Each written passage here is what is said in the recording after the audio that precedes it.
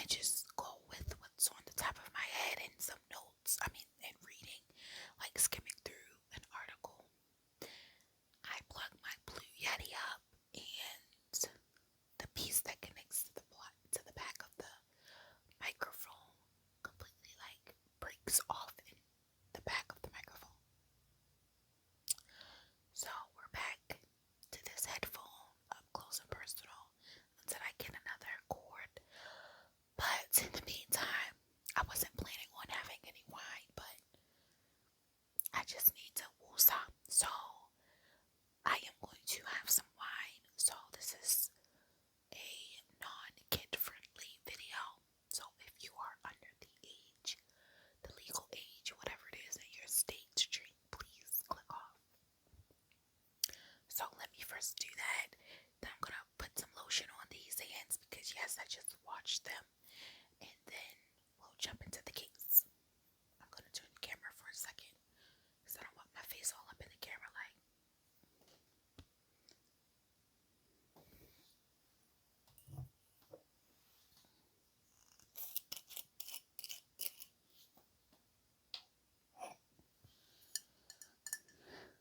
So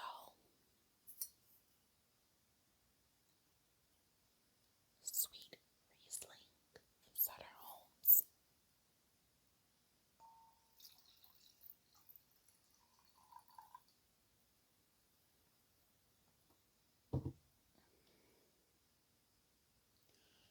Okay.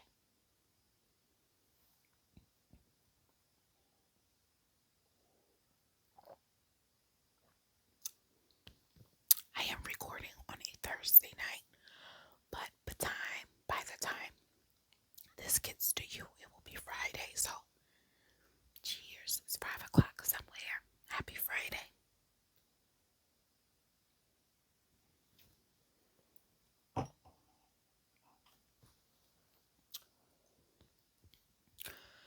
Okay. Here's my lotion. It's Bath and Body Works champagne, apple and honey.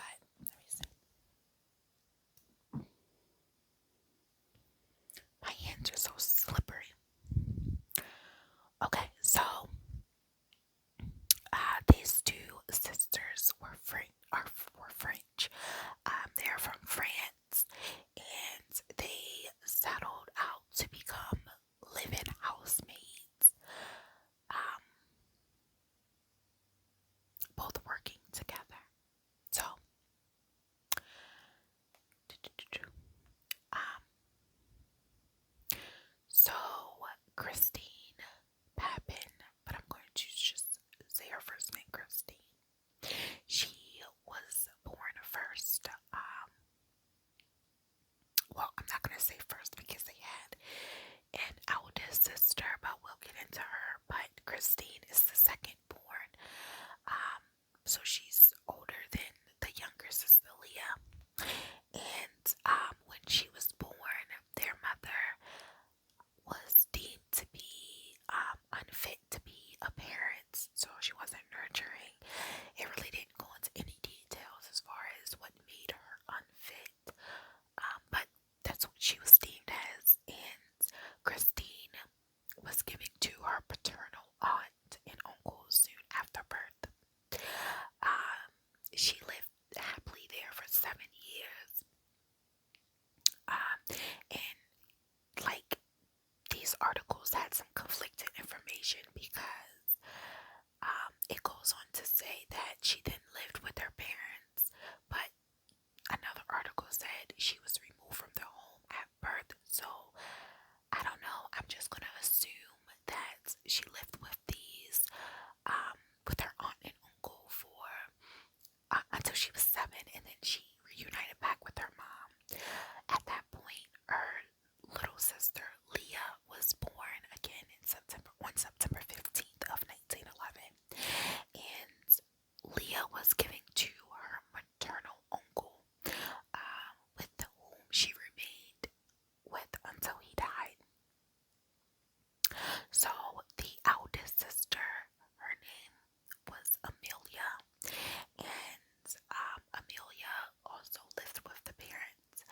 And when she was about 9 or 10, she went to her mom and let her know that her dad was raping her, which made it her mom's husband and Christine's mom and dad. You guys get it? So the mom believed that Amelia was seducing her husband. She didn't believe that it didn't matter if she did seduce. But anyway, the mom didn't believe her, and so she sent her to an orphanage. She didn't do anything to the husband, but she sent her daughter, that is 9 or 10, to go live in an orphanage because she felt like her daughter seduced her husband. So this particular orphanage was named Bon Pastor Catholic Orphanage, and it was well known for its brutality and strict discipline for the girls. So up until that point, Léa and Christine remained in the home, and then at some point they then also joined Amelia at this orphanage.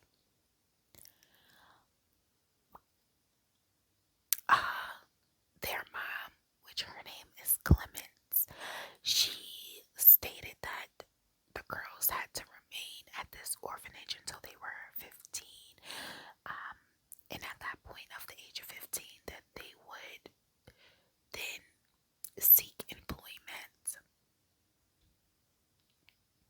Clemens and Gustave, which is their dad, divorced. Eventually, it wasn't clear whether they divorced in 1903 or 1913, but they eventually divorced. In 1918, Amelia decided that she wanted to enter a convent, which is a community of like religious people, whether they're priests, ministers, nuns, in the spiritual realm. Like, they call each other brother and sister. So the convent also has brothers, sisters. It's just like a community for religious people. So again, Amelia entered a convent, and that immediately broke any type of connection that she had with her family. She didn't want any relations with them, and so she specifically sought out for this new life so that she wouldn't have any more contact. Um, as far as anyone know, she remained in this convent until she died. No one knows any other information about it, but it is believed that she stayed there. So,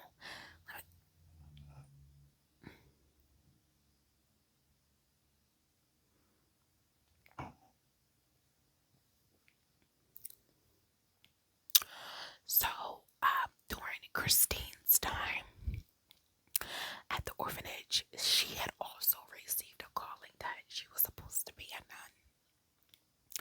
However, her mom, Clemens, forbidden this, and she was like, no, you're going to seek employment, like you're not going to be a nun.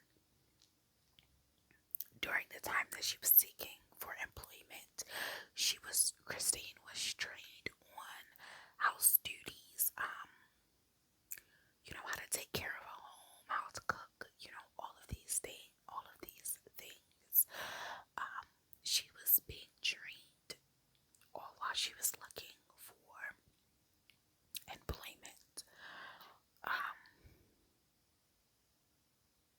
So Christine was described as a hard worker, and she was a great cook. She was easily taught, like she caught on fast, but she was also insubordinate at times. She liked to go against rules, and she just liked to act out. Leah was described as quiet and timid. She was introverted, like she didn't act out. She did everything that she was told. Like she was just very opposite of Christine. And they also said that Leah was less intelligent than Christine. Throughout the time that the girls did find employment, and these employers said that they had no issues with their work ethic. They were very thorough with their work, and it was no complaints. However, Clemens, again, which is the mom, she had an issue with Christine and Leah working for these employers because she stated that they weren't getting paid enough. Like she wasn't satisfied with their pay. So she forced them to look for other opportunities with higher pay.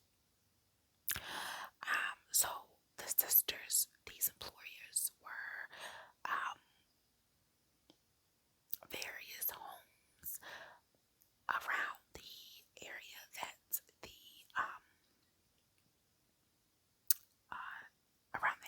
where the orphanage was, and they preferred to work together whenever it was possible. However, people found it strange because they never seen Christine and Leah talking to each other, but they were really, really close. Like they never left each other's side. And again, they always wanted to work together. They did not want to be separated. So in 1926, Christine she had gained employment, and she was actually offered to live in this family's home, and the family was the Lancelin family, or Lancelin. Yeah, that's what I said, the Lancelin family.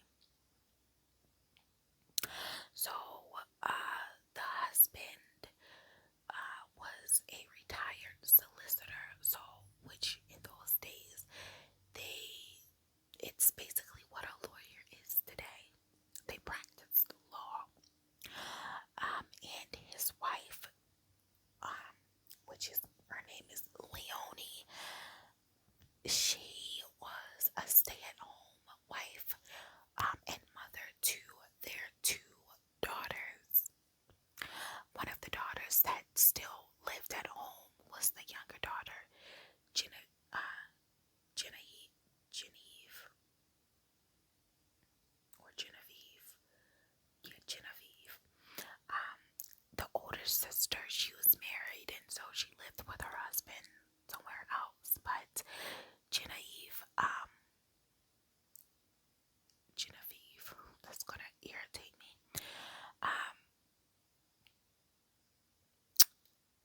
she lived at home still with her parents.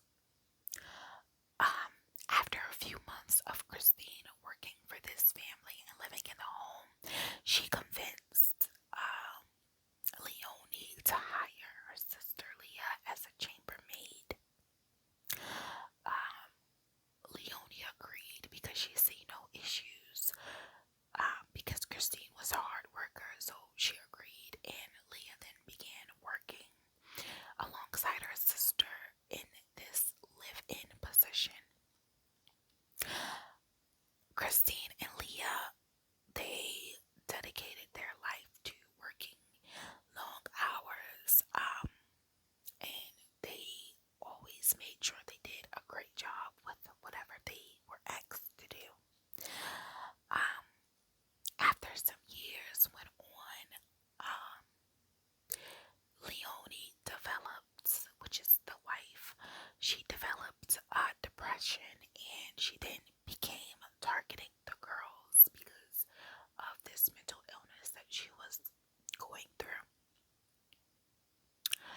She began to critique their work, and again, she didn't have any issues with their work prior to her going into this depression. And there were also times where Leonie began physically assaulting the girls. And at its worst, Leonie would take the girls' heads and slam them in a wall.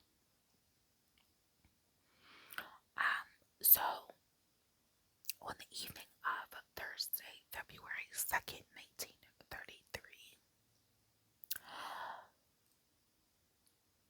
the husband was supposed to meet Leonie's wife and his daughter for dinner at the home of a family friend. Leonie and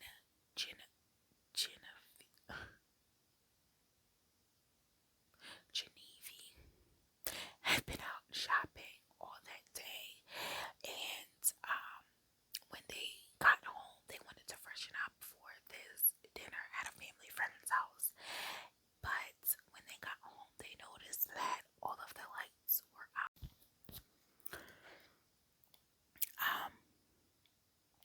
When Leonie walked into the home, the Papin sisters immediately told them that Christine had urinated in the wall socket, the electric socket of the wall, and this is what caused the outage. Leonie became very irate and mad, and she began attacking the sisters right there on the first floor. Christine lunged at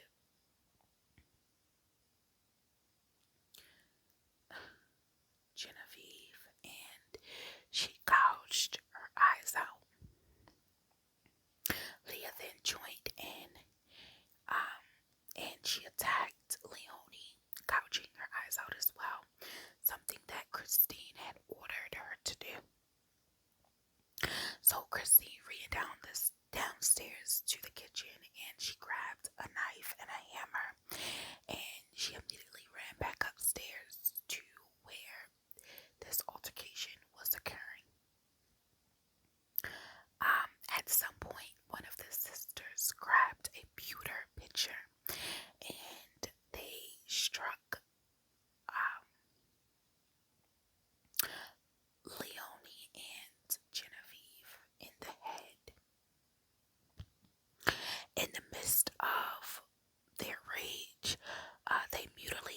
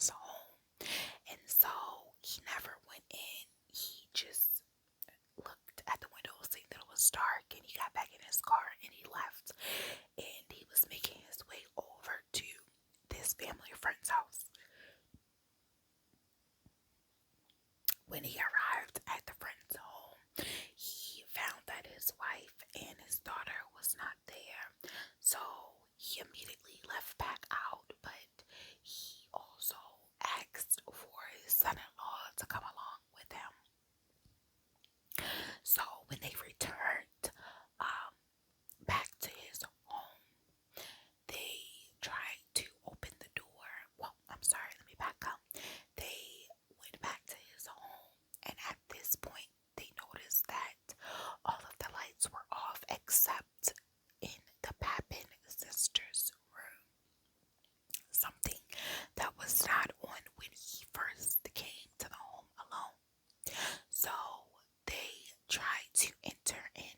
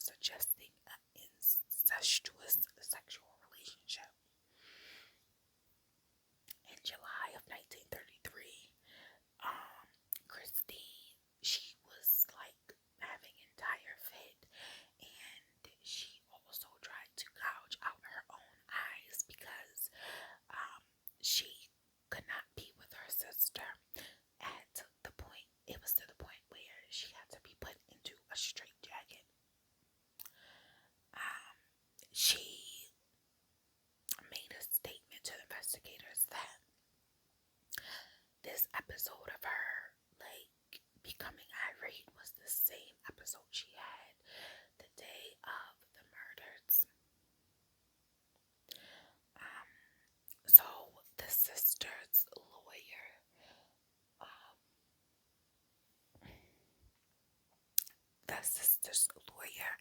pleaded not guilty by the reason of insanity, saying that Christine and Léa demonstrated signs of mental illness such as limited eye contact, and they were staring like in a daze, like straight ahead, just out of space, not present. So the court appointed 3 doctors to give them a psychiatric evaluation to determine their mental state. So the psychiatrist concluded that neither girls had a mental disorder, and they said that they were fit to stand trial. They also came to the conclusion that Christine's affection towards her sister Léa was something that was brought on from their childhood, because they were witnesses to molestation, and so they felt like this was something of like learned behavior, and this was the complete opposite thought of what everyone else believed. They felt like this was an incestuous, tendency. So even though none of the psychiatrists thought that they had a mental disorder, it was brought up in September of 1933 trial that the family had a history of mental illness. So their uncle had died by suicide, and this is the uncle that Léa had lived with up until the point that he died, and their cousin was also living in an asylum.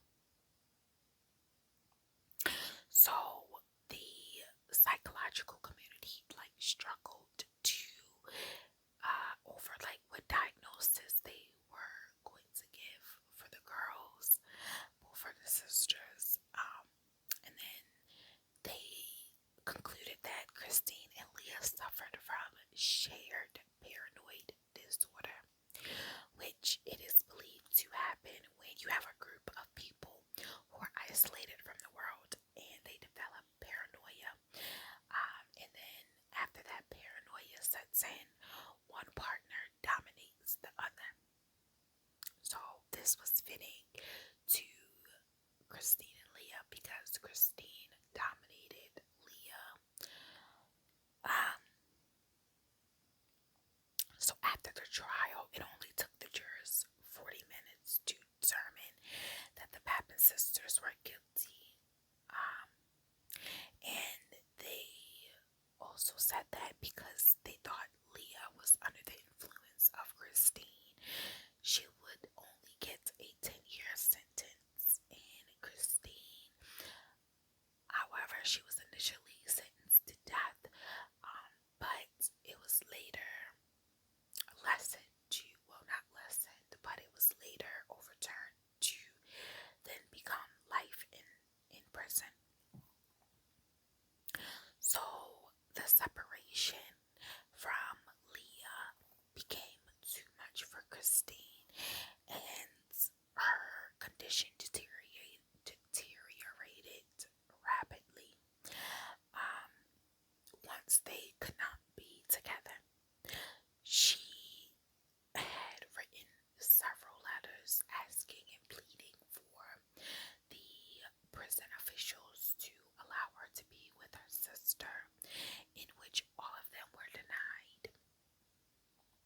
So, because she was going through this depression and this madness, she then started starving herself. So she refused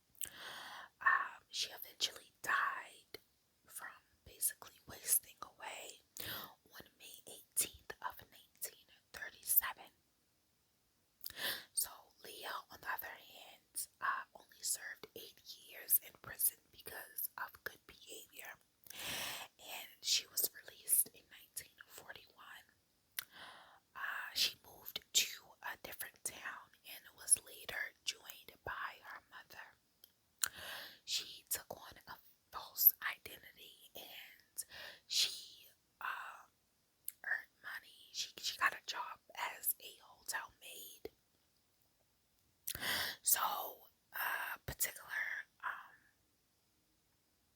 film producer stated that, um, no, I'm sorry. So, not the film producer.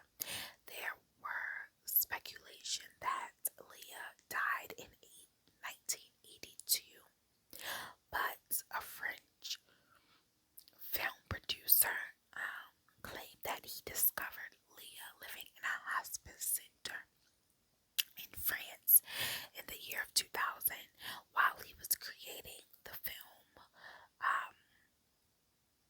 In Search of the Papin Sisters. So this woman that he claimed to be Leah had suffered a stroke, which had rendered her and it left her partially paralyzed and unable to speak. And this woman died in 2001. So the sisters are buried together in a cemetery. So